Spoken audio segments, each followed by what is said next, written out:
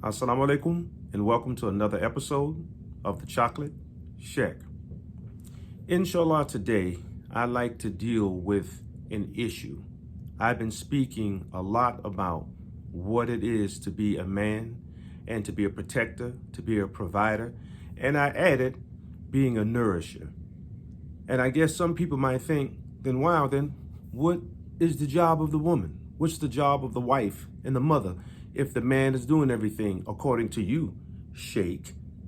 So let's back up a little bit and say that, of course, the Sheikh knows that our mothers and our wives are supreme protectors, but not like the man. The mother and the wife, grandmother and auntie, all of them also have their ways of protecting the family. No doubt about it.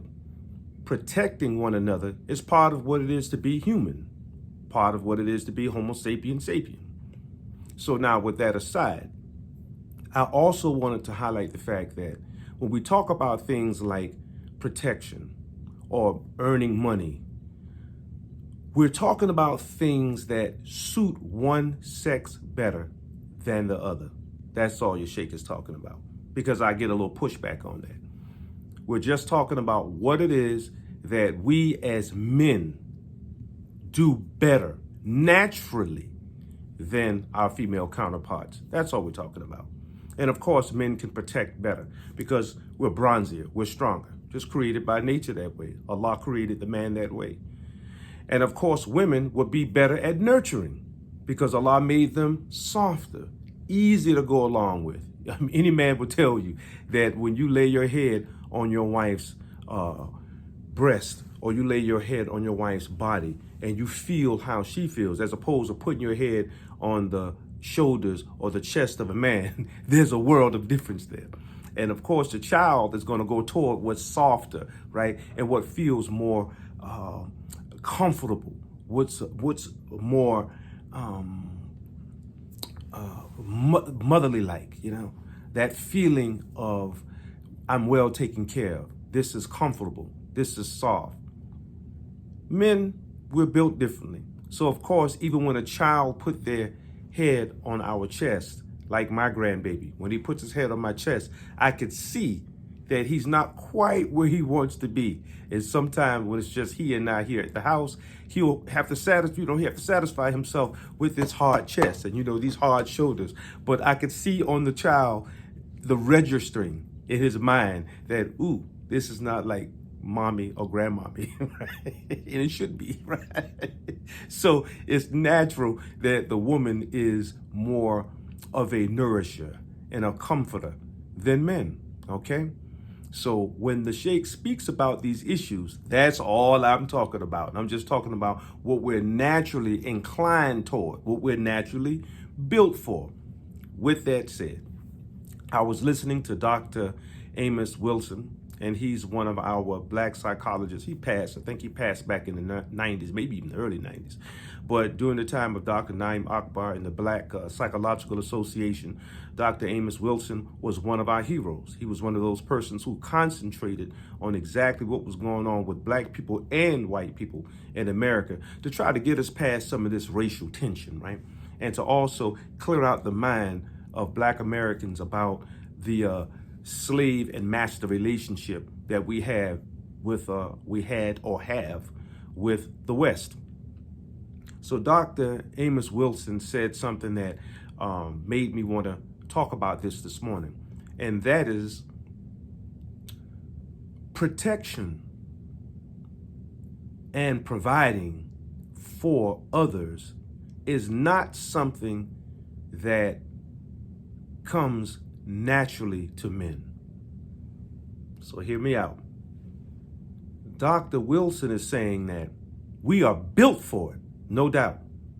That the way Allah created the man, we're built in our bronze, our physicality, this part of the species of Homo sapien sapien, and what we are, that we're built to protect and to provide.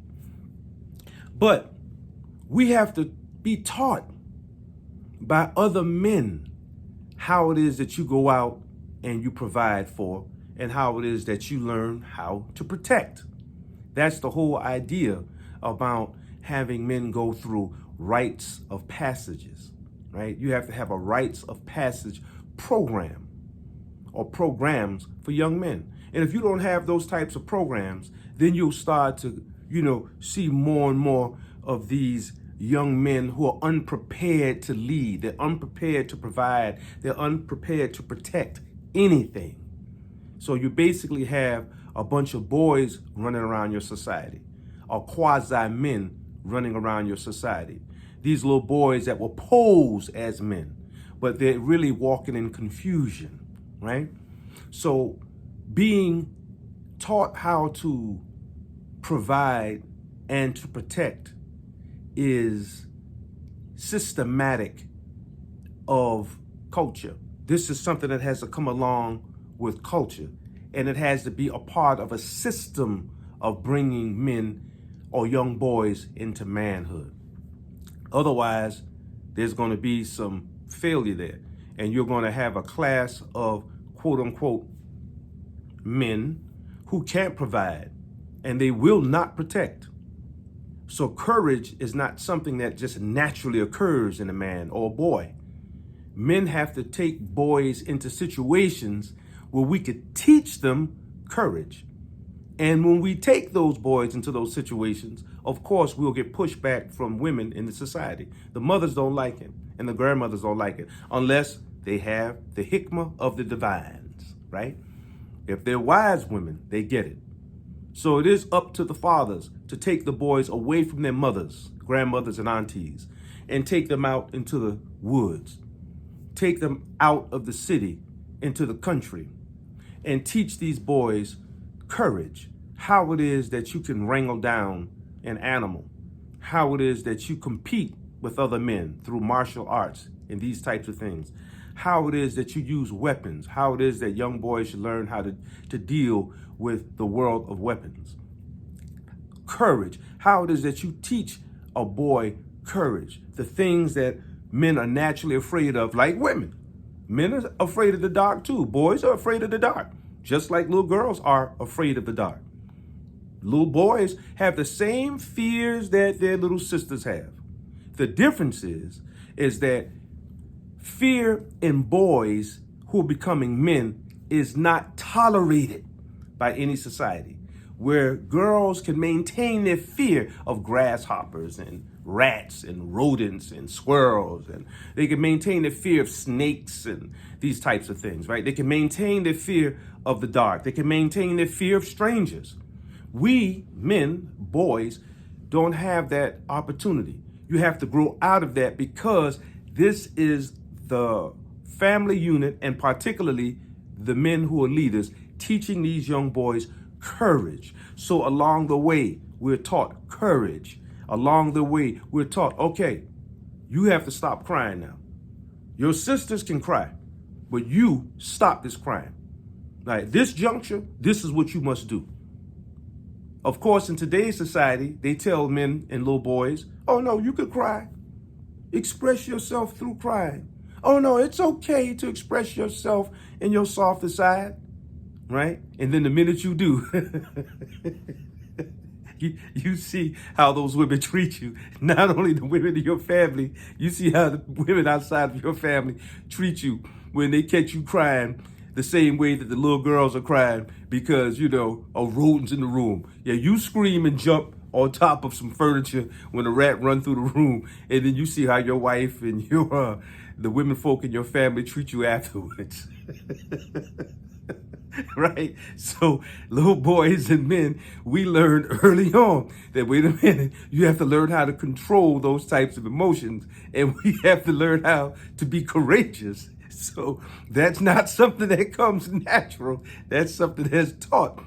And to learn how to defend oneself. This is why boys have to learn how to box, right? You see the little guys, all the boys, all the little boys in the neighborhood, they're boxing, right? Or we're wrestling one another, horse playing and jumping on each other, pulling each other down by the legs, the takedowns, the mounts, and all of the things that little boys do that we call horse playing, right? But all it is, it's just a way of learning martial arts, and it's a way of learning how to control your own body and to learn how to take what it is that you have, the mastery of your own body, and then learning how now to push that onto another person, right? To learn how to force another person under your will. These are things that boys have to learn how to do because it's a part of learning how to protect. So that doesn't come naturally. So when the Sheikh is talking about men being the natural protectors, the natural providers, that's not something that we just get out of the womb. What we mean to say is that we're built better for it. Just as when we speak about our women folk, we're not saying that they have all of these gifts naturally, but we're saying that they're built for it. So when Allah or the universe gives us whatever it's going to give us, then the way we're made, right? Our stature, the way our minds think, the hormones that are running through our bodies, the creature that's called Homo sapiens sapien. Now he goes into action and he's capable of dealing better with some situations than the other sex. That's what I mean. So yes, men are natural providers and we're natural maintainers. We're natural protectors. However, these things have to be taught, which is also a natural part of that system. That the OGs, the gray beards, right? The white beards, we're the ones that teach our boys how to deal man against man, man against animal, man against nature, man against himself. That's us. That's what we do. Okay, so I just want to put out some clarification. I thought about that. I got a little pushback from members of my family and people who are listening to these videos. And by no means do we mean to belittle our sisterhood by saying that they can't provide and they don't provide, and they can't protect and they don't protect. That's not what the Sheikh is saying. I'm saying that men are more suited to do that. And to ask a woman to be courageous, to ask women to be providers, when we do that, we have to realize that we're putting more on the woman that she's supposed to have on her. That's all I'm saying. That we have this symbiosis between the sexes, right? That we have to balance this thing out. And just because we live in a nation or we live in a society or we live in a part of the world that doesn't respect that, doesn't mean that it's not true and it's not real and it's not natural. We have to realize that the world that we live in is not true. It's not real and it's not natural. All right. So let's get back to nature, brothers and sisters. That's what your Sheikh has to say to you this morning. We pray Allah bless you and you have a great day. If you have not already, please subscribe to my channel. And if you appreciate this video, please like it. Y'all take care out there. We love you. Peace.